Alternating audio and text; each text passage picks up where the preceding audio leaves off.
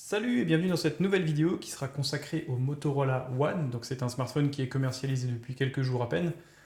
Quelques particularités, notamment déjà le système Android sous lequel il tourne, vu que c'est Android One, donc c'est vraiment une expérience pure d'Android, il n'y a pas de surcouche opérateur. Il y a un suivi de mise à jour qui est beaucoup plus rapide et beaucoup plus précis. Et il y a également des fonctionnalités qui sont un petit peu plus simplifiées. C'est un système qui se veut moins gourmand, du coup, en termes de consommation d'énergie, mais également en termes de puissance. Ce qui permet d'avoir des smartphones très fluides, avec des processeurs et des composants un petit peu moins chers. Donc c'est un smartphone que je vais déballer devant vous, je vais rapidement le présenter. Il a quelques qualités, il a aussi pas mal de défauts. C'est un smartphone qui est quand même placé dans une grille tarifaire entre 299 et 300 euros, donc vraiment un smartphone qui se veut milieu de gamme, mais qui se prend en concurrence des Xiaomi Mi A2, des Huawei Nova, dans une moindre mesure un Pocophone F1. Donc c'est quand même un smartphone qui, à 300 euros, a quelques lacunes, notamment en termes d'affichage, en termes de processeur. Je vais le déballer, on va le démarrer, et puis comme d'habitude, abonnez-vous, posez-moi vos questions directement dans les commentaires, j'y répondrai. Et on se retrouve tout de suite pour le déballage. C'est parti. Déjà, le coffret est plutôt sympathique, il ressemble un peu à un mélange entre ce que propose aujourd'hui Nokia et Xiaomi.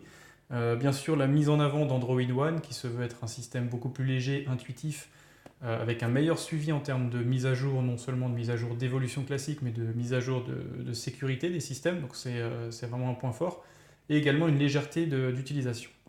La boîte est plutôt sympa, on voit qu'il est disponible en deux coloris, en noir et en blanc. Cette version sera la version noire 64 Go avec 4 Go de RAM. Un écran de 5,9 pouces mais en HD+, uniquement. Donc là, pour un smartphone vendu 300 euros, il perd directement un petit peu de qualité par rapport au Xiaomi et au Huawei en vente actuellement. Ça nous donne une densité de pixels qui est de 290 dpi, donc on n'est pas sur un écran qui est vraiment dégueulasse. Par contre, on commencera vraiment à apercevoir les pixels en lecture de texte et en visualisation vraiment de proximité avec l'écran, donc ça peut être un petit peu un point noir pour certains. Double caméra arrière comme d'habitude, une batterie de 3000 mAh avec un système de charge turbo, ce qui permet d'obtenir 6 heures d'autonomie d'utilisation avec un temps de chargement de 20 minutes. Donc c'est-à-dire vous le branchez 20 minutes, vous êtes sûr de pouvoir partir pendant 6 heures avec ce smartphone. C'est plutôt intéressant. 64 Go d'espace de stockage, 4 Go de RAM, avec la possibilité de mettre une carte micro SD en plus des 2 nano SIM pour étendre la mémoire de 256 Go, ce qui est plutôt intéressant. Voilà, donc rien de particulier concernant la boîte, c'est un beau coffret, du carton de bonne qualité. Les images sont plutôt jolies, c'est plutôt sympa. Et on va la déballer tout de suite. Alors, qu'est-ce qu'on trouve lors de l'ouverture? Donc on tombe directement sur le smartphone, il a l'air d'être directement dans son bumper. Donc déjà, bon point, un bumper est fourni avec le smartphone, c'est plutôt agréable. On a l'habitude maintenant avec les fournisseurs, on va dire entre guillemets, exotiques. Samsung et Apple ne suivent pas cette tendance et c'est un petit peu dommage.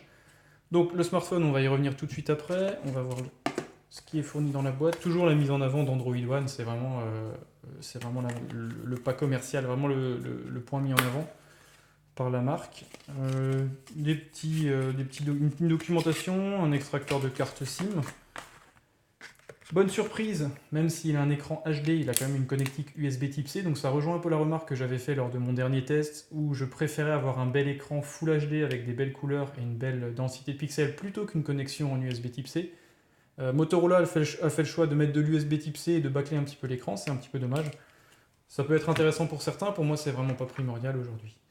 Le bloc chargeur classique, donc avec la mention Turbo Power, pour vraiment un temps de charge relativement rapide et cette capacité de vous offrir 6 heures d'autonomie en 20 minutes de charge qui est sympa. Et des écouteurs qui semblent être de mauvaise qualité, en plastique rigide, un petit peu vulgaire. Donc voilà, rien de particulier au niveau du coffret. C'est un coffret classique, c'est un smartphone à 300 euros, donc on n'a pas des attentes qui sont non plus démesurées. Mais ça présente plutôt correctement. La présence du bumper est quand même un point positif.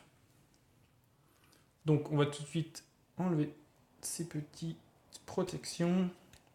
Donc c'est un bumper souple, une petite coque souple qui permettra de le protéger parce qu'il a un dos en verre, avec l'intérieur assez rugueux pour permettre une bonne stabilité, également une bonne tenue à la poussière, etc. Donc c'est plutôt sympa. Sur la face avant, donc quelques pubs sur le film, comme je l'ai dit, 5,9 pouces définition HD, double caméra arrière, 4 Go de RAM, 64 Go d'espace de stockage extensible avec 256 Go via une carte micro SD, 3000 mAh. Moto Expérience, c'est simplement une expérience de geste. En fait, vous pouvez interréagir avec le téléphone en lui faisant des gestes. En faisant un 8, par exemple, vous pouvez allumer l'appareil photo. En le tenant vers vous et en le secouant, vous pouvez allumer la lampe torche. C'est 2-3 petites astuces qui sont mis en avant par Motorola et qui sont historiques sur les produits Motorola et Lenovo. Donc le smartphone est plutôt joli. Donc on est sur un smartphone qui présente un écran de 5,9 pouces, donc c'est une dimension qui est plutôt acceptable. Présence d'une encoche, présence d'un menton assez imposant. C'est vraiment un smartphone qui a un design similaire à beaucoup d'autres aujourd'hui, mais il est vraiment agréable en main, il est plutôt léger. La finition pardon, semble plutôt sérieuse, il est assez léger. Connectique USB Type C, double haut-parleur sur le bas. Sur la tranche, vous retrouvez un tiroir dual nano SIM avec la possibilité de mettre en plus une micro SD, donc vous pouvez vraiment avoir votre ligne pro perso plus une micro SD, ce qui est toujours sympathique. Au niveau de l'encoche, vous trouverez un capteur frontal de 8 mégapixels avec une ouverture à f2.2. Sur l'autre tranche, simplement un bouton de contrôle volume et également un bouton power. Au dos, on retrouve un double capteur photo avec un capteur d'empreinte qui est masqué et déguisé en logo du fabricant. La petite annotation Android One. C'est vraiment un beau smartphone, honnêtement. Niveau finition et niveau préhension, il est vraiment agréable, léger, bien fini. Il n'est pas trop sensible aux marques de doigts, alors que c'est quand même un dos en verre. Pour l'arrière, vous retrouvez deux capteurs photo. Donc il y a un capteur photo de 13 mégapixels avec une ouverture à f2 qui n'est pas stabilisée, et un autre capteur photo qui lui est un capteur de 2 mégapixels qui n'interviendra uniquement en mode portrait, comme c'est la mode sur les smartphones d'entrée et milieu de gamme.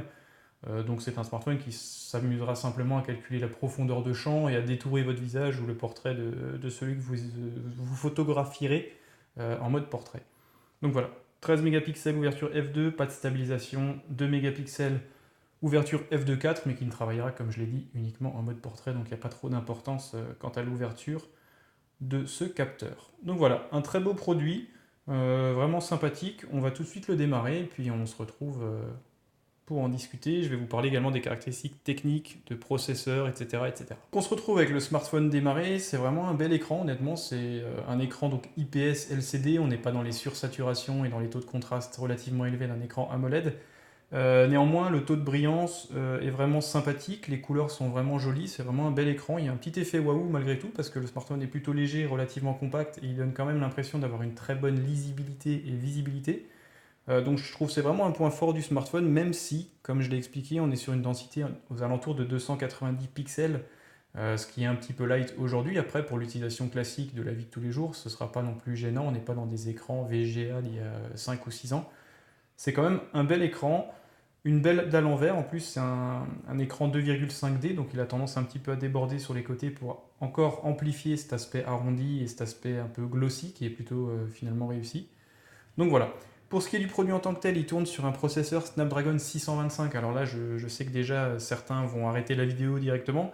Faut savoir qu'après, avec Android One et une bonne optimisation entre la partie hardware et software, honnêtement, ça tourne plutôt bien. Ça ne saccade jamais, j'ai jamais eu de problème de lag sur ce smartphone, pas plus qu'avec un smartphone type Galaxy S9 ou un Oppo Find X bien plus cher. C'est vraiment une expérience utilisateur qui est relativement agréable, il y a quand même 4 Go de RAM.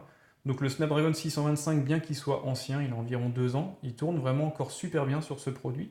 Et je trouve que l'optimisation, pour le coup, est relativement bien réussie.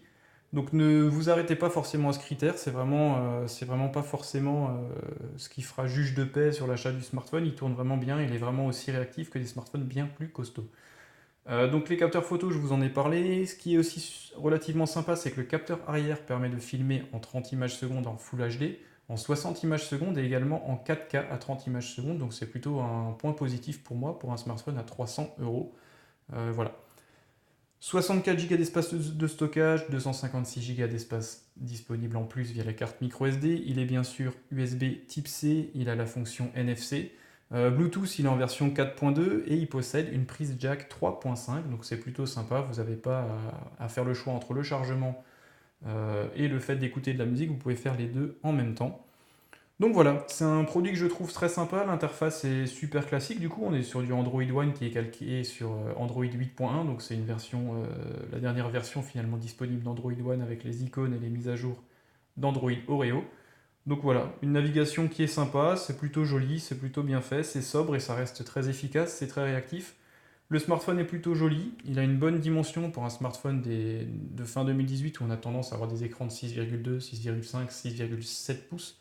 Là, avec un écran de 5,9 pouces, on a un téléphone agréable, léger, avec un bel affichage, qui malgré tout aura du mal à se faire une place, à mon sens, à ce prix face au Xiaomi Mi A2, au Honor Play, à tous les smartphones qui sortent actuellement. Néanmoins, je voulais quand même vous le présenter parce que je sais que naturellement, les gens n'ont pas tendance à aller vers Motorola et Lenovo. Donc voilà, c'est quand même un smartphone sympathique. Je l'aurais vu 100 ou disons 70 € moins cher, ça aurait été le bon prix. Je pense que 229 €, il aurait vraiment été concurrentiel. Voilà. Donc je ferai quelques tests et comme d'habitude, n'hésitez pas à me poser vos questions par rapport aux tests photos, etc. J'y répondrai avec plaisir. N'hésitez pas à vous abonner pardon, parce que j'ai vraiment besoin de ça pour pouvoir continuer à obtenir des smartphones et faire vivre ma chaîne. On se retrouve très prochainement, je vous remercie d'être là et à très bientôt.